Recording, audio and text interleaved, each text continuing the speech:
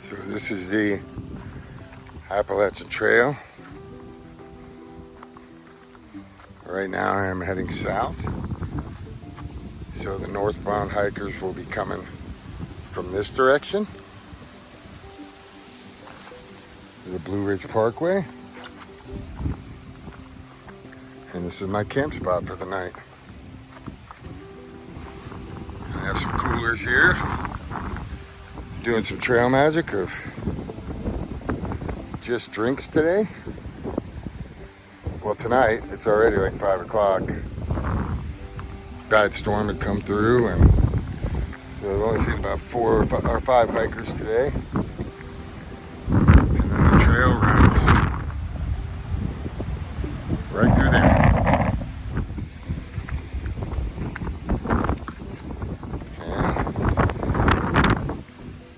I have my trusty friend in here with me. You want to come out?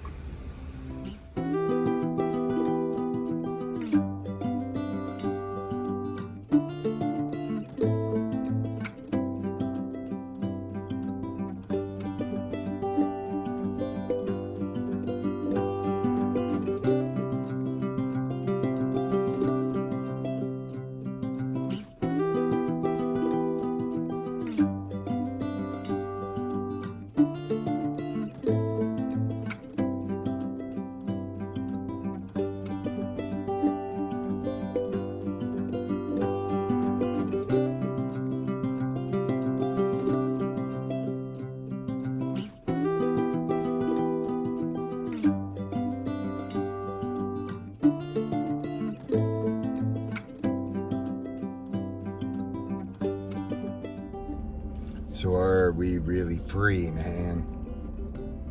Are we really free? And what is freedom, right? And it's like, so I'm out here on the Blue Ridge Parkway, and I have my dog. I don't know if you can see my dog back there laying in my bed, and I'm so grateful to have him back. He's getting so much older, and I feel sad a little bit. You know, he's starting to. Then I missed this time with him, you know, being out here and hiking last year, and can't ever make that time up. But when I picked him up and I brought him out here, I really started to, you know, our pets, we call them domesticated, and as if, you know, we aren't domesticated, and it really got me thinking, you know, like, what is freedom, and like, do any of us really have it, or are we all just fooling ourselves and thinking that we're free, and really we've been domesticated, and there's no, you know, and it's easy to say, like, I'm not talking about freedom from like tyranny or external forces, right? It's like, you know, of course we're not, you know, persecuted like slaves used to be, but, or are we not, right? I mean, but that's not even the freedom I'm talking about. Certainly we're free to choose the careers we want or the path that we want. You know, the matrix in itself seems to imprison us. Even our homes are kind of like prisons, right? We call them safe and security, but are they just really prisons for us, man? The greatest financial asset that we have, or that we have to go to work so many hours to pay for that huge expenditure under the guise that we are safe and free, but that's not even the freedom I'm talking about. Are we free to make our own decisions without being influenced by external forces like the crowd or what other people, or, you know, conformity? And I don't know, that's a deep question, man. And And I could certainly say that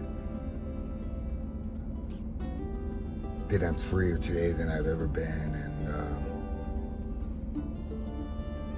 you know, I don't follow the crowds, you know, consciously anymore. And I kind of am strong enough to carve my own path and to be my own person.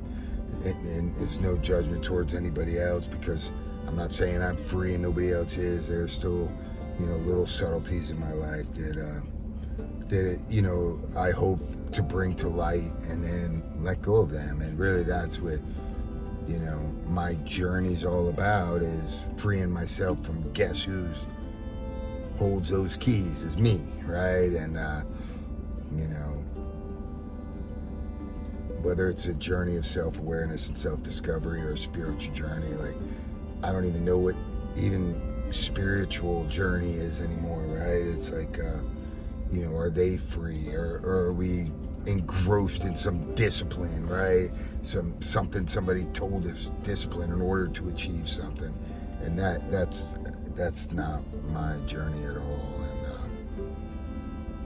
my only journey, and the only thing I really worry about, is how well do I know myself, and how imprisoned am I by my own patterns or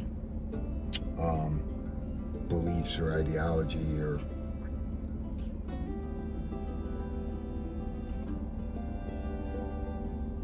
conditioned habits. And it doesn't matter what it is, right? It's you know, we could say we're free, but then we're imprisoned by our food and our pleasure taste buds, right? Or our, you know, we could say we're free and I come hike the trail, but then, you know, we're touching every white blaze, or like we're you know, rebelling against touching every white blaze, or we're trying to complete the trail for myself, you know, or even making YouTube videos. I mean, it doesn't matter. Like, you can look into the own depths of your self-imprisonment, right? And none of that really means anything, man. I don't know if real freedom exists, you know, because even if we believe we are detached from things, you know, how much of that is conditioned behavior that still manifests itself in ways we don't witness, right? And so all of that to say, I think we're all domesticated, man, and that's okay too. But just to look, you know, thinking that this idea that I'm free and my dog is domesticated and trained is just an idea, man.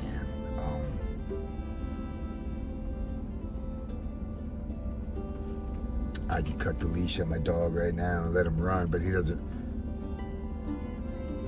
know how to be a wolf because he's already been domesticated, right? Maybe he can unlearn how to be a domesticated animal and return to the wild and the wolf, but I don't know. And I don't know if that's what I want for myself either, right? Is to return to, you know, being undomesticated. I think it's all just accepting where you're at, man, and just enjoying the ride, and not deceiving ourselves.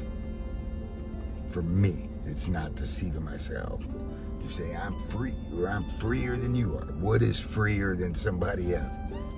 Isn't it all prison? Prison's prison, man. Doesn't mean if there's a prison to addiction. I'm no longer prison to addiction anymore, but maybe I'm imprisoned by something else, right? Like maybe even recovery.